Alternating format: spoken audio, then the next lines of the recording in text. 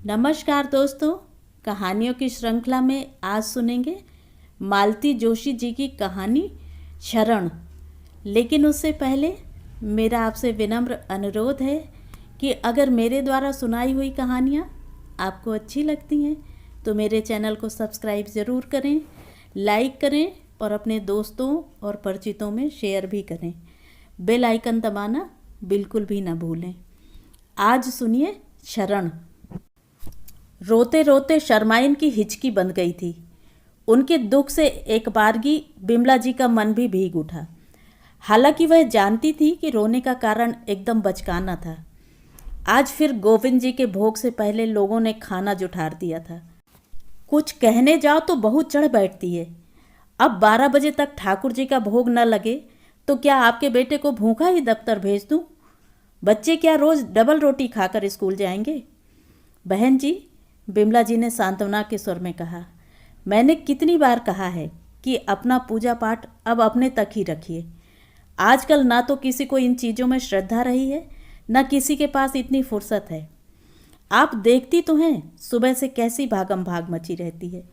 शहर में तो सारे कायदे ही उलट पुलट हो जाते हैं। हड़बड़ी में किसी को नहाने का भी होश नहीं रहता, ऐसे ही रसोई में घुस जाती हैं। अब ऐसे खाने का आप क्या भोग लगाएंगी? तुम ठीक कहती हो बहना, जब से तुमने समझाया है हम भी अब घर में टंटा बखेड़ा नहीं करती। बस अपनी परसी थाली का भोग लगाकर हाथ जोड़ लेती हैं कि लो, जैसा तुम खवा रहे हो हम खा रही हैं, हमारे संग तुम भी खाओ। पर बहन, आज तो शरद पूनो थी। उनका स्वर फिर रुआंसा हो गया। आज हम खुद रसोई में घुसी थी। अपने कन्हैया के लाने हमने खीर बनाई थी। हमें कौन पता था कि मरा दफ्तर आज भी लगेगा, स्कूल की छुट्टी नहीं होगी। नहीं तो हम तड़के ही उठकर बना देती। कहते कहते फिर वे सिसक पड़ी। विमला जी ने उन्हें चुप कराने का प्रयास नहीं किया, शांत भाव से उन्हें देखती रहीं। सोचा जी भर कर रो लेंगी तो मन थोड़ा हल्का हो जाएगा। घर पर तो शायद खुलकर रोना भी मुहाल होगा। जब उनकी रुलाई का आवेग कुछ कम हुआ तो विमला जी ने सांत्वना के स्वर में कहा, बहन जी अब सब्र कीजिए। बस यही समझ लीजिए कि चलते फिरते बाल गोपालों ने आपकी खीर का भोग लगाया है। सच कहूँ बहन, यह सारा फैलाव तो हम अपनी तृप्ति के लिए करते हैं, नहीं तो भगवान क्या हमारी कटोरी भर खीर के भूखे हैं?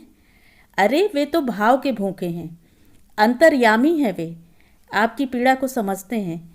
इसलिए अब आप यह सोच अपने मन से बिल्कुल निकाल दीजिए, तभी संतोष मिलेगा।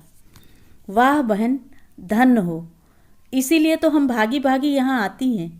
घड़ी खांड तुम्हारे पास बैठ लेती हैं, ध्यान ज्ञान की बातें सुन लेती हैं तो बड़ी शांति मिलती है, सारा दुख बिसर जाता है। अपनी प्रशंसा से पुलकित तो हुई बिमला जी, पर उन्होंने अपनी गंभीरता बनाए रखी। बोली, अच्छा यह बताइए, आपने सुबह से कुछ खाया भी है या नहीं? देखिए, आप अगर भूख हड़ताल करेंगी तो आपके घर भीतर बैठे भगवान भी भूखे रह जाएंगे। वह क्या आपको अच्छा लगेगा? ना बहन, अब हम वैसा गुस्सा नहीं करती। न भूखी रहती हैं, न खटपाटी लेकर पड़ती हैं। क्या फ़ायदा? न किसी को हमारे रूठने की परवाह है, न मनाने की फुर्सत है। अपना खून और जलता है। यह हुई ना समझदारी की बात। विमला जी ने उन्हें शाबाशी देते हुए कहा, चलिए अब घर चलते हैं। उनका बहुत मन था कि शर्माइन को थोड़ी देर के लिए अपने घर ले चलें, थोड़ा प्रकृतिस्थ हो लेंगी, पर साहस नहीं हुआ। पता नहीं बहू को अच्छा लगे न लगे। बेटे के विचार तो उस दिन जान चुकी हैं। उस दिन वे लोग इसी तरह मंदिर से लौट रही थी। रास्ते में समीर मिल गया, दफ्तर से लौट रहा था। माँ को देखते ही उसने गाड़ी रुकवाई, आदर सहित दोनों महिलाओं को जीप में बिठाया। शर्माइन का घर आते ही उसने खुद उतरकर उनके पीछे का दरवाज़ा खोला, गेट तक उन्हें छोड़ने गया, सिर झुकाकर उन्हें प्रणाम भी किया। बिमला जी तो गदगद हो गईं। सुशील और विनम्र बेटा हो तो हर माँ के अभिमान का बिंदु होता है, पर उनका यह सारा अभिमान घर में पांव रखते ही चूर चूर हो गया। सोफे पर बैठकर जूते खोलते हुए समीर ने कहा था, मम्मी इस बुढ़िया को ज़्यादा मुंह न लगाया करो, बड़ी चैंटू है। वे सन्न रह गईं। समीर ऐसी भाषा बोल सकता है? उन्हें तो विश्वास ही नहीं हुआ। लगा कि उनके संस्कारों में ज़रूर कहीं खोट रह गया है। लगा जैसे उनकी सारी साधना विफल हो गई है। कसैले स्वर में बोली, बूढ़ी तो बेटा मैं भी हूँ। कल को मेरे लिए कोई ऐसी बात कहे तो तुम्हें कैसा लगेगा? कट कर रह गया समीर। फिर अपनी सफाई सी देता हुआ बोला, मैं तो यह कह रहा था मम्मी कि आपका उनका कोई मुकाबला नहीं है, बेकार में बोर होंगी। ऐसा है बेटा, आदमी को हर हाल में एक हम उम्र साथी की तलाश होती है। बुढ़ापे में तो ये ज़रूरत और भी बढ़ जाती है। और मुझे क्या, 2 घड़ी बातें ही तो करनी हैं, कोई डिग्रियों की नुमाइश थोड़े ही लगानी है।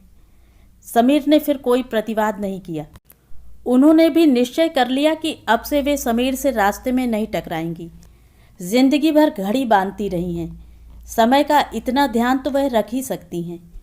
वैसे समीर ने ठीक ही कहा था, उनका और शर्माइन का कहीं कोई मुकाबला नहीं था, कोई साम्य नहीं था दोनों में।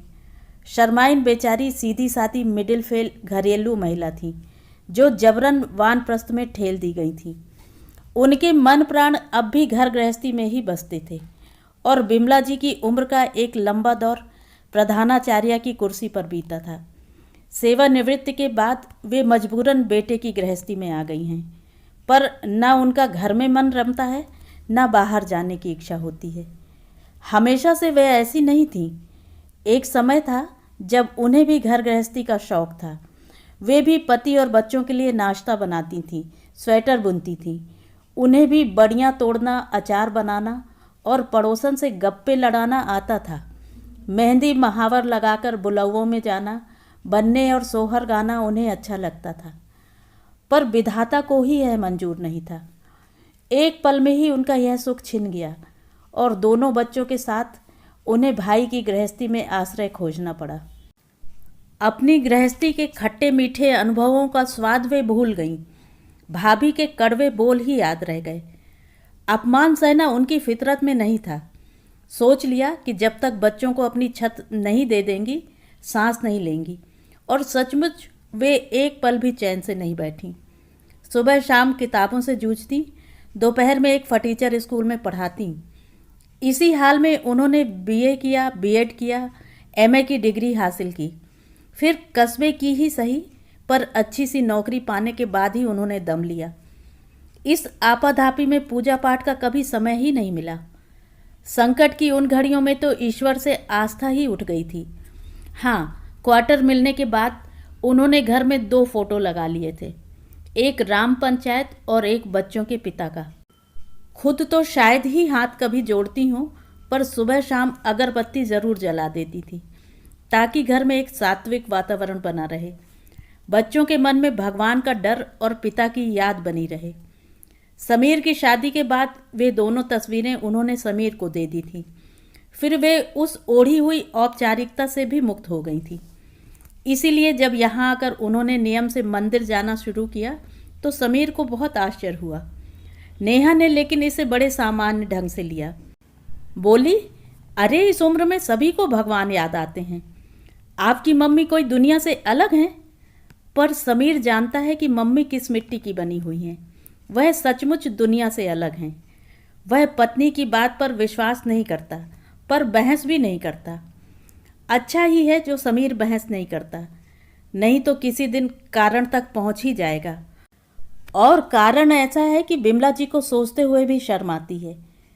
3 बजते हैं और उनके पेट में मरोड़ सी उठने लगती है।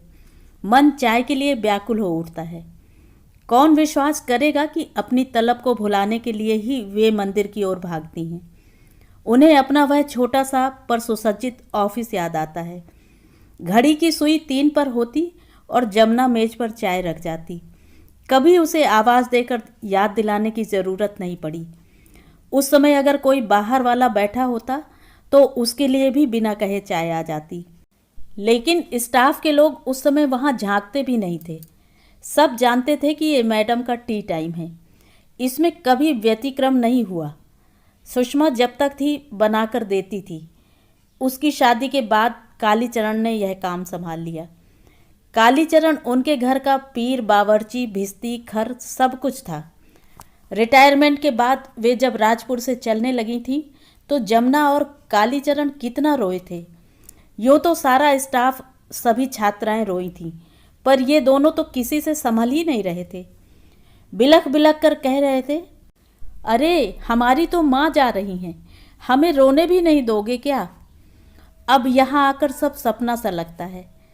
माँ बिछोड़ने पर कौन इतना रोता है आजकल? वह तो कोई और ही रिश्ता था। दुख तो उन्हें भी हुआ था। अपनी बसाई हुई दुनिया छोड़ते किसे दुख नहीं होता। खुशी की बात यही थी कि समीर और नेहा स्वयं उन्हें लिवाने पहुंच गए थे। यहाँ पहुंचने के बाद भी बहू 3-4 दिन तक काम पर नहीं गई। उसे मालूम था कि इतने व्यस्त जीवन के बाद यह अकेला घर मम्मी जी पर भारी पड़ेगा। मानसिक रूप से सेटल होने में तो उन्हें शायद साल भर लग जाएगा। तब उन्होंने ही नेहा से कहा था, तुम अपनी छुट्टियां क्यों जाया करती हो, मैं एडजस्ट कर लूँगी। नेहा शायद उनकी अनुज्ञा की बाट ही जो रही थी। दूसरे ही दिन वह पति के साथ चल पड़ी। घर में रह गई बिमला जी, 2 साल का उदित और उसकी आया रामबाई। उनसे तो अकेले खाना भी न खाया गया। 1 बजे प्राची स्कूल से लौटी, तब जाकर घर में ज़रा रौनक हुई। 3 बजे चाय की तलब हुई। रामबाई को आवाज़ दी, बाई चाय बना लेती हो? जी हम तो खाना भी बना लेते हैं। तो 1 कप बढ़िया सी चाय तो बनाओ, शक्कर ज़रा कम। रामबाई ने उत्साहित होकर चाय बनाई, बाकायदा ट्रे में रखकर पेश की। जी खुश हो गया। 3-4 दिन तक यह क्रम चलता रहा। घड़ी का कांटा 3 पर होता और रामबाई चाय हाजिर कर देती। मन प्रसन्न हो जाता। रिटायरमेंट का सारा मलाल धुल जाता। फिर अचानक एक दिन सुबह चाय पीते हुए नेहा ने पूछ लिया, मम्मी जी आप आया को रोज चाय देती हैं? प्राची बता रही थी। वे तो स्तब्ध रह गईं। यह 5 साल की छुटकी जासूसी भी करती है और नेहा उसे डांटने के बजाय शह दे रही है। उन्होंने बड़ी मुश्किल से अपने को जब्त करते हुए कहा, नेहा चाय मैं उसे नहीं देती बल्कि वह मुझे देती है। हाँ लेकिन आपके लिए बनाने के बहाने खुद भी पीती है। पीती होगी, ये लोग क्या नाप कर बनाती हैं, थोड़ी बहुत तो बच ही जाती है। नहीं मम्मी जी, वह जानबूझकर ज़्यादा बनाती होगी, बहुत चंट है वो। दरअसल मम्मी जी हम उसे सूखे 300 देते हैं, चाय की बोली नहीं है। एक बार आदत पड़ जाएगी तो क्या, आप नहीं होंगी तब भी वह बनाकर पी लिया करेगी। मैं नहीं होंगी मतलब? मुझे कहाँ भेज रही हो नेहा? नेहा एकदम सकपका गई। समीर भी उसे आग्नेय नेत्रों से घूरने लगा। उन्होंने जल्दी से उस प्रसंग को समेटते हुए कहा, ठीक है अब से मैं खुद बना लिया करूँगी। अभी ये सामने रखी चाय तो खत्म करो। सुबह उन्होंने प्रसंग तो समाप्त कर दिया, पर समस्या तो वहीं की वहीं रही। 3 बजने को हुए और वे चुपचाप किचन में चली गईं। उन्हें चाय बनाते देख रामबाई तो पानी पानी हो गई। मम्मी जी हमें आवाज़ दे ली होती, मुन्ना को सुला के हम आते ही हते। उन्होंने चाय छानी, नाप कर ही बनाई थी। 1 कप भी पूरा नहीं भर सका। उन्होंने रामबाई की तरफ देखा। उसकी आंखों में छलकती आशा उन्हें भीतर तक चीर गई। छी, अपने ही घर में चोरी से छुप छुप कर पीना उनसे नहीं हो सकेगा। इससे तो अच्छा यही है कि 1 कप चाय के लिए वे भी तरसें, उसे भी तरसाएं। उस दिन पहली बार उन्हें अपने रिटायरमेंट का झटका महसूस हुआ। दूसरे दिन 3 बजते ही वे बाहर निकल पड़ी। कॉलोनी के सिरे पर मुरली मनोहर का छोटा सा मंदिर है।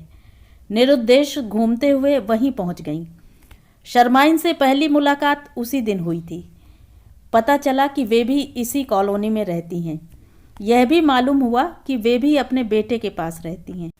शर्माइन के लिए परिचय का इतना सूत्र काफ़ी था। उसे पकड़कर वे जो शुरू हुई तो बोलती ही चली गईं। बोलते बोलते कब वे रोने लगीं पता ही नहीं चला।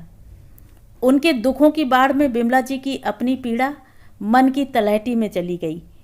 पहली ही मुलाकात में घर का चिट्ठा खोलने वाली उस स्त्री के प्रति उन्हें वितृष्णा भी हुई, पर सहानुभूति का पड़ला भारी रहा। फिर तो यह रोज का क्रम हो गया। अनपढ़ और गंवार होने का एक फ़ायदा है, ऐसे लोगों को दुख छिपाने का नाटक नहीं करना पड़ता। शर्माइन तो अपने साथ आंसुओं का अक्षय कोष लेकर चलती थीं। बच्चों की तरह रोती थीं। फिर बिमला जी उन्हें औपचारिक सांत्वना देती थीं, स्थिति से समझौता करने की सलाह देती थीं, कर्मकांड की व्यर्थता समझाती थीं, भक्ति तत्व के सिद्धांत सुनाती थीं। वे खुद हैरान थीं कि इतना ज्ञानामृत उन्होंने कहाँ से इकट्ठा कर लिया। शायद जीवन का अविरल संघर्ष ही उन्हें दार्शनिक बना गया था। जो भी हो, शर्माइन तो उन्हें गुरु मानकर पूजने लगी थीं। इस चक्कर में 3 बजे की चाय कब छूट गई पता ही नहीं चला।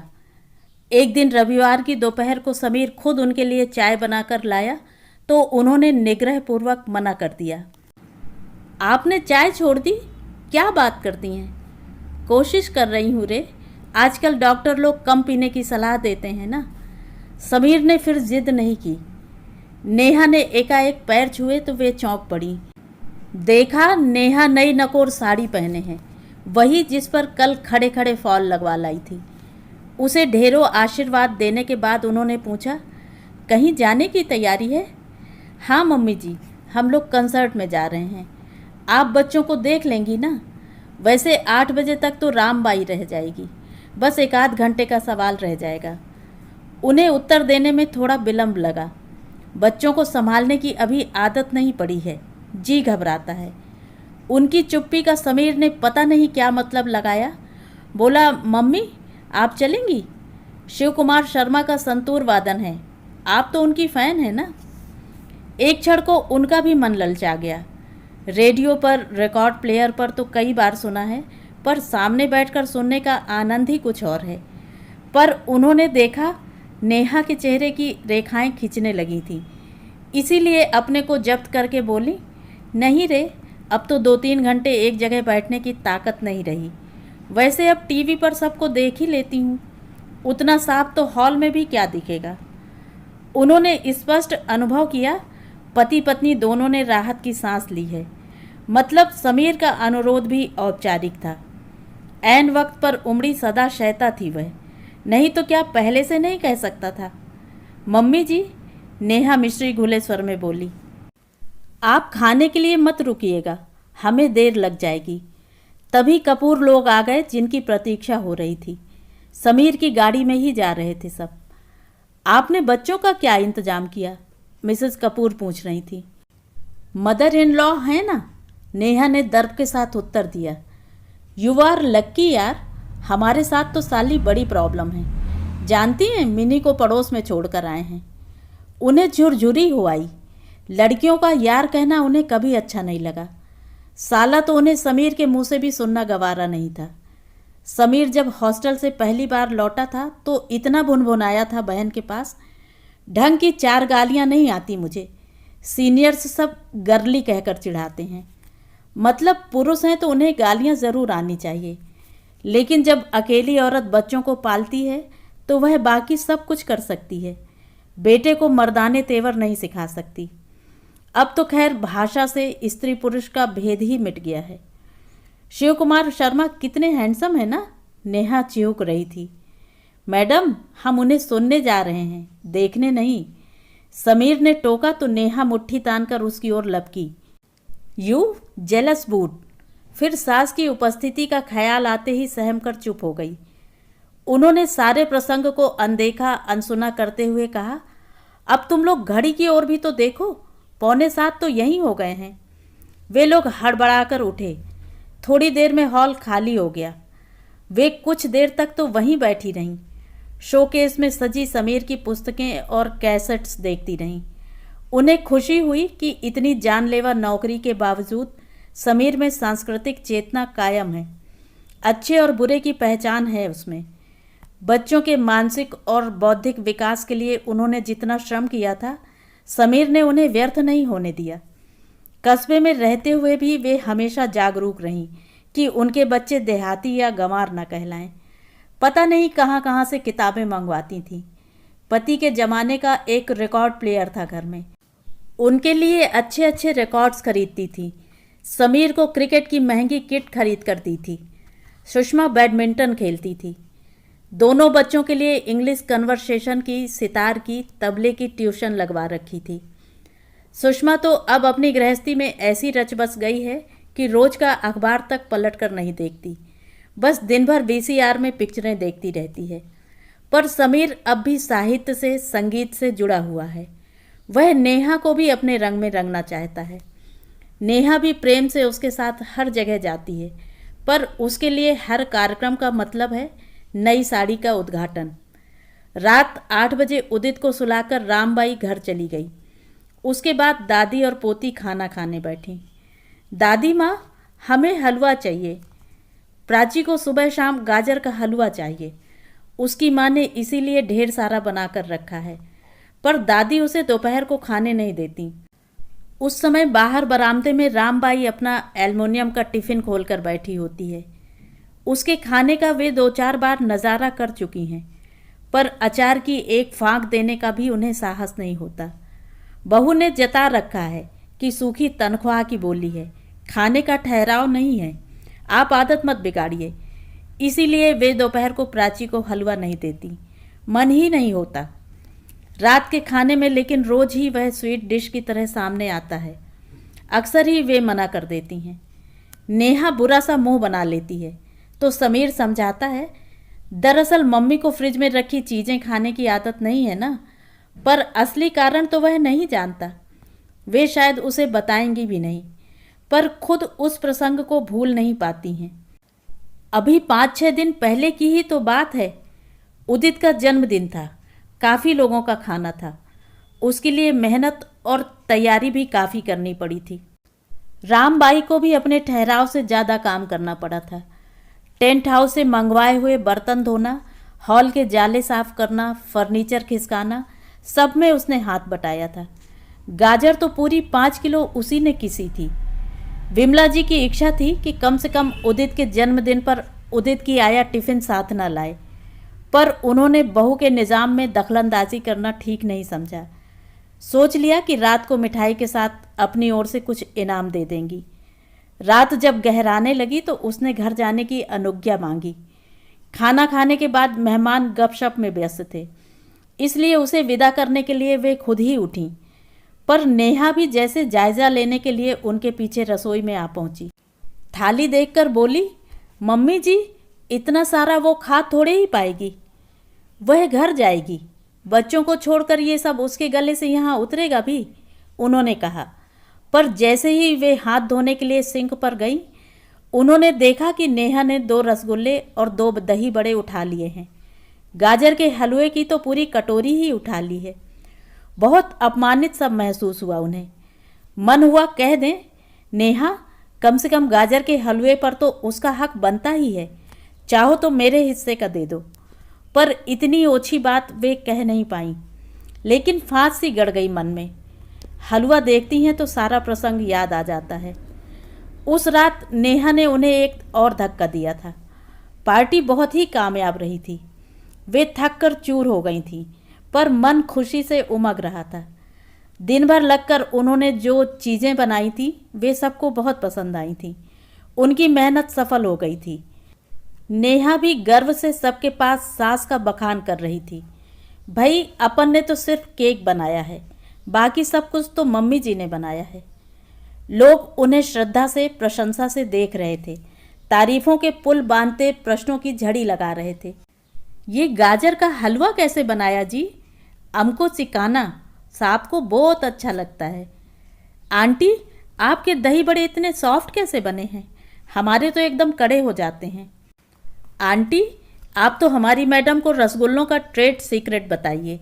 ये बनाती हैं तो उन्हें सरौते से काटना पड़ता है। नेहा, मैं तो तुम्हारी अचार वाली बरनी ही उठा कर ले जाऊंगी, तुम माँ जी से दोबारा डलवा लेना। रात को बिखरा घर समेटते हुए भी वह प्रशंसा भरे वाक्य याद आ रहे थे। वे खुश थीं कि उनके हाथ का स्वाद अब भी बरकरार है।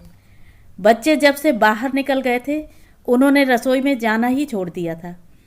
कालीचरण जैसी कच्ची पक्की बनाता खा लेती थी, लेकिन जब भी बनाने का मौका आया, उनके भीतर जैसे अन्नपूर्णा का संचार हो जाता था। अपनी इस क्षमता का आज फिर उन्हें प्रमाण मिल गया था। डोंगे बार बार खाली हो रहे थे और वे उत्साह से उन्हें नए सिरे से भर भर कर ला रही थीं।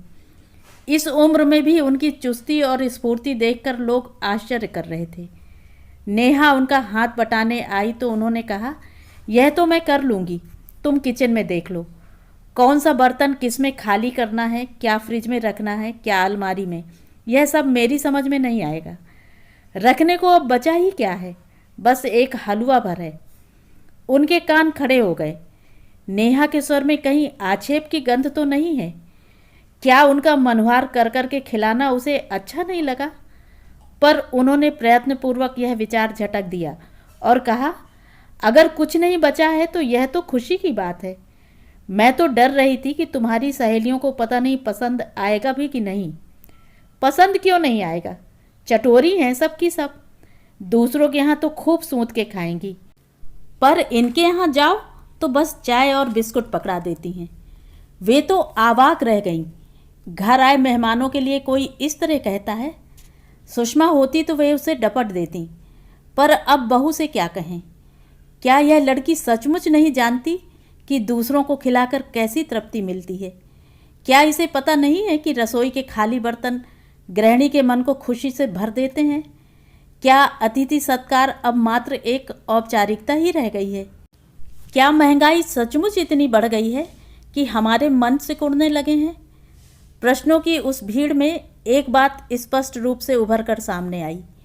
उन्हें मानना पड़ा कि बहुएं अपने साथ केवल दान दहेज ही नहीं लाती, अपने संस्कार भी लाती हैं, और वे संस्कार नए घर में भी धीरे धीरे अपनी जड़ें जमाने लगते हैं।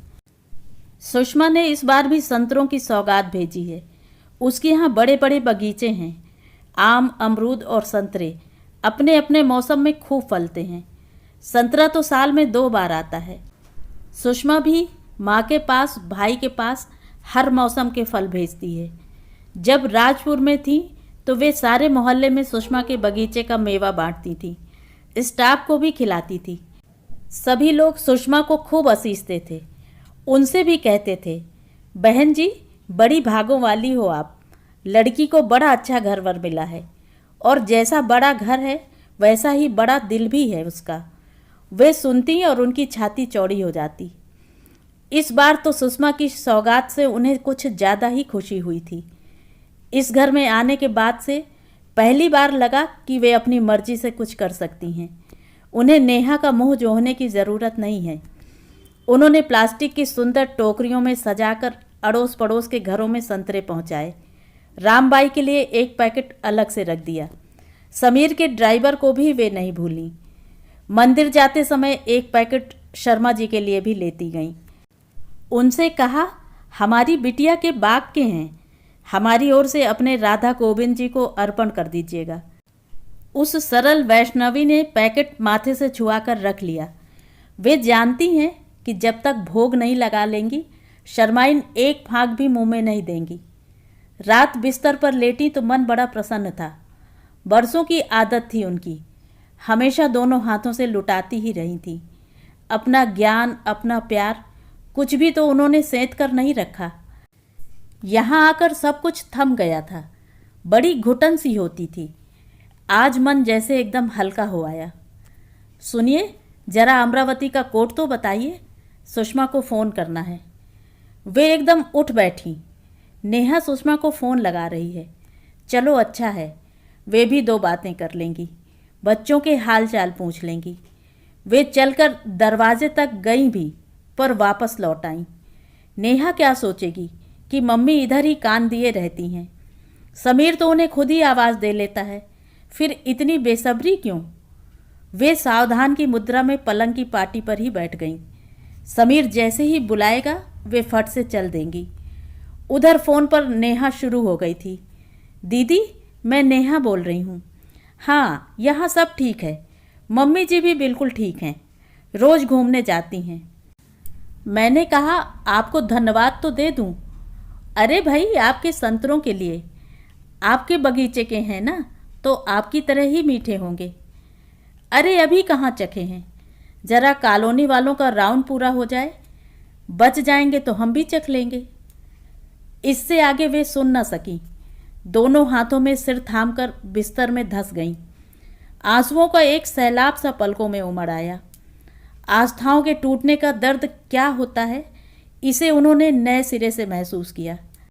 सोचा काश वे भी शर्माइन की तरह अनपढ़ और गंवार होती तो वे भी उनकी तरह हिलक हिलक कर रो लेती, पर वे जानती हैं कि वे रोएंगी नहीं। इस बार भी अपनी पीड़ा का समुद्र चुपचाप पी जाएंगी, अपनी टूटन किसी पर जाहिर नहीं होने देंगी। ये छोटे छोटे दुख उनके भीतर इसी तरह रिश्ते रहेंगे और उनके साथ ही छार होती रहेगी उनकी जिजीविषा। तो ये थी कहानी। कहानी आपको कैसी लगी कमेंट करके ज़रूर बताएं।